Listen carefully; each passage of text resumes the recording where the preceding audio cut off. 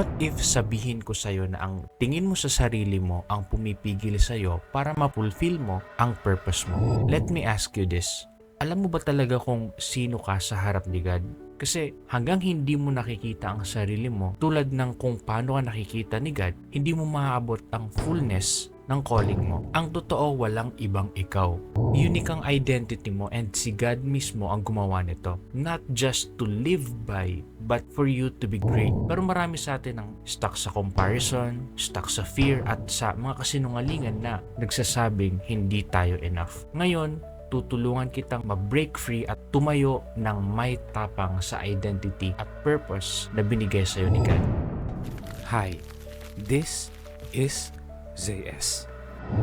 Sabi sa Ephesians 2 verse 10, "For we are His workmanship, created in Christ Jesus for good works, which God prepared beforehand that we should walk in them." Ang salitang workmanship sa Greek ay poema na ibig sabihin ay masterpiece or poem. Hindi ka basta-bastang nilikha lang. You are God's masterpiece, uniquely designed to reflect His glory. Pero ito ang problema. Marami sa atin ang namumuhay na parang orphans. Laging nagpupumilit na patunayan ang worth sa pamamagitan ng performance. Meron tayong tinatawag na orphan spirit na sinasabing kailangan kong i-earn ang lugar ko. It whispers lies tulad ng kapag hindi ako nagtagumpay, wala akong halaga. Pero ito ang katotohanan. Ang worth mo ay hindi nakabase sa ginagawa mo. Ito ay nakarooted sa kung sino ka. Hindi ka nilikha ni God na para mag-perform or para ma-accept. Ginawa ka niya para lumakad sa purpose kasi accepted ka na. You're not a loser trying to win. You are a winner who has been redeemed. Sabi sa Romans 8 verse 15, "The spirit you received does not make you slaves so that you live in fear again. Rather, the spirit you've received brought about your adoption to sonship. And by Him, we cry, Abba, Father." Hindi ka orphan. You are a son or daughter of God. Now, isa pang trap is the trap of comparison. Hindi ka ginawa ni God para maging copy ng iba. Pero gaano kadalas nating ikinukumpara ang sarili natin sa iba? Let me ask you this. Paano mo ikukumpara ang sprinter sa marathon runner? Hindi sila magkapareho ng race. Sabi sa 2 Corinthians 10 verse 12, "We do not dare to classify or compare ourselves with some who commend themselves. When they measure themselves by themselves and compare themselves by themselves, they are not wise." Ang comparison ay binubulag tayo sa unique purpose na nilagay ni God sa atin. Imbis na magkumpara tayo, ang itanong natin is, God, ano ba ang calling na binigay mo sa akin? Unique ang assignment mo. At kapag nag-focus ka rito, mararamdaman mo ang joy at fulfillment tulad ng hindi mo pa naranasan. Isipin mo na lang ang palette ng isang artist. Lahat ng kulay may purpose. Ang pula ay hindi berde. Ang asul ay hindi dilaw, of course. Pero bawat kulay ay mahalaga para makabuo ng isang masterpiece. Ganun din ang identity mo. May unique role ka sa design ni God. Huwag mong subukang gayahin ang role ng iba.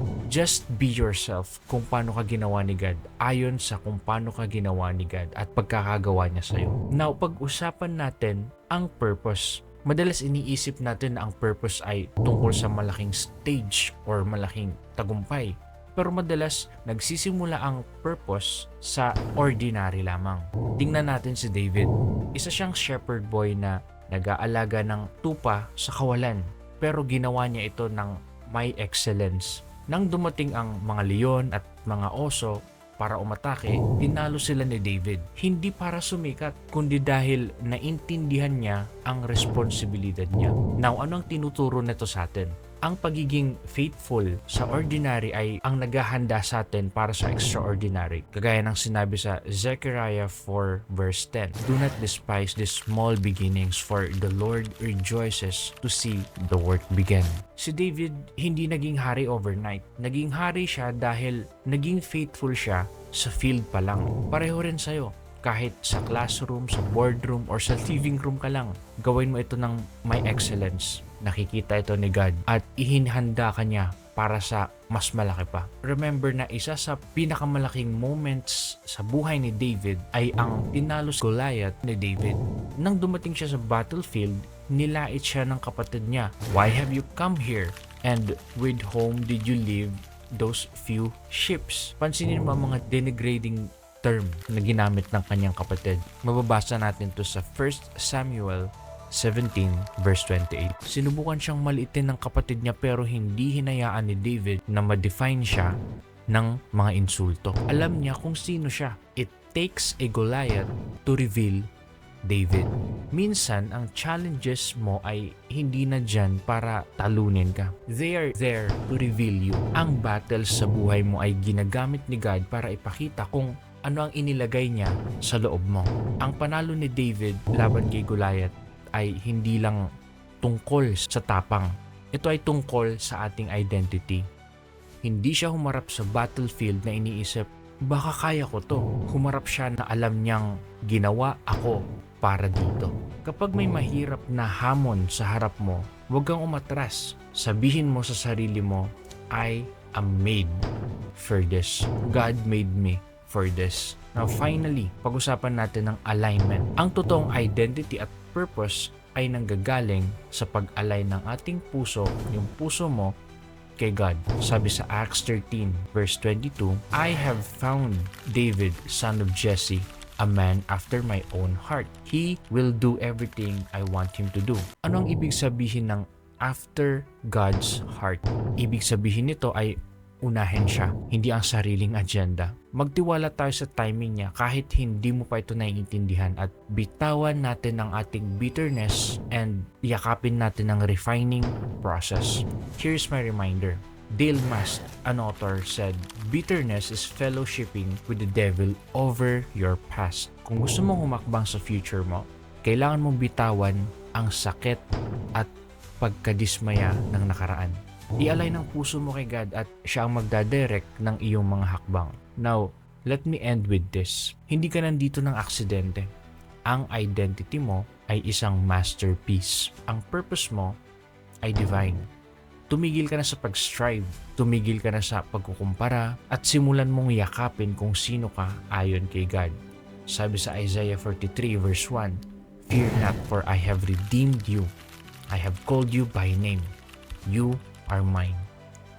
Tinatawag ka ni God ngayon. Sasagot ka ba? Lalakaran mo ba ang identity at purpose mo na binigay niya para sa'yo? Remember this, walang magiging katulad mo ever in this world. Hindi kailangan ng mundo ng kopya ng iba. Kailangan nito ang isang masterpiece na ginawa ni God. Ang kailangan ng mundo ay ang isang masterpiece na kung paano ka ginawa ni God.